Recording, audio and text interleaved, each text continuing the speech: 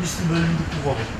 Тиккен көчөт натыйжасын бериши үчүн бери дегенде 5 жыл өтөт. Айрыкча жаңгак көчөттөрү көп жылдык мөмө берүүчү дарак. Быйыл аталган чарба мисте, бадам көчөттөрүнө да басым коюшту. Бул жерге 2021 жылы май айында лимон көчөтүн отургузганбыз. Мындан максат, мындан түшкөн пайда менен тигил жакта 400 квадрат метр теплицабыз бар. Ошол жерге токой чарбасына керектүү көчөттөрдү отургузуп, ошону көчөттү отургузуп, өстүрүп, токой чарбанын жерлерине көчүрүп тигүү максатында кылып атабыз.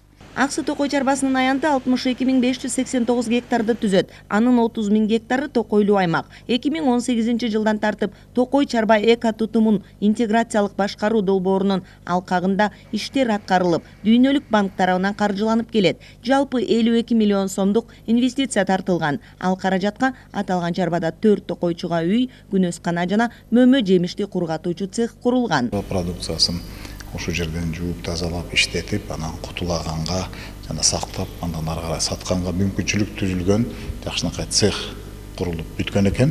Мына ачылыш алдында турат.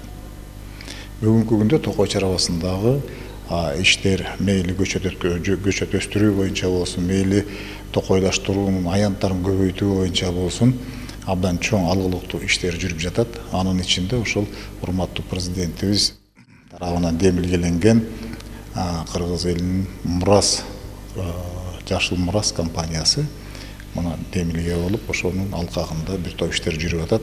Ага да ошол токой чарбасынын кызматкерлери четте турбастан өздөрү өндүргөн көчөттөрдү өздөрү отургузуп, муктаждарга сатып, суроо талап болгондорго жеткизип. Аталган чарбада алма өрүк мөмөлөрү да арбын, мөмө кургатуучу цех быйыл ишке берилет. Токой мөмөлөрүн кургатып пайдаланууга мыкты шарт түзүлдү дешет адистер.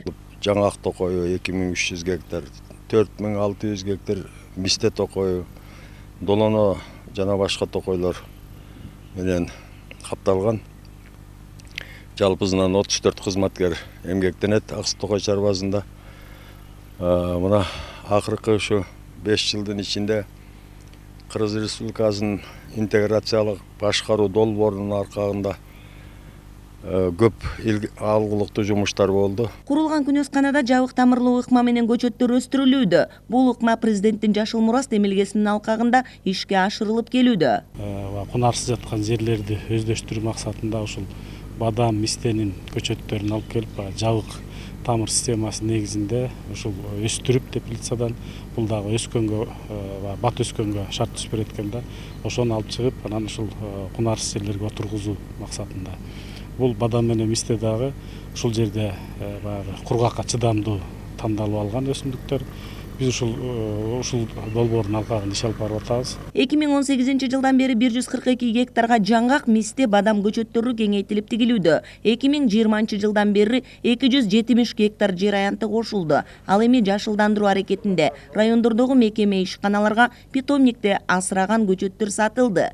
Чарба көчөт сатуудан быйыл 700 000 сомдук киреше тапкан. Токой аянттарын кеңейтүү максатында иш аракеттер дагы да уланууда. Кыял Сабирахунова, Алмамбет Кулушев, ЛТР, Жалал Абад облусунан.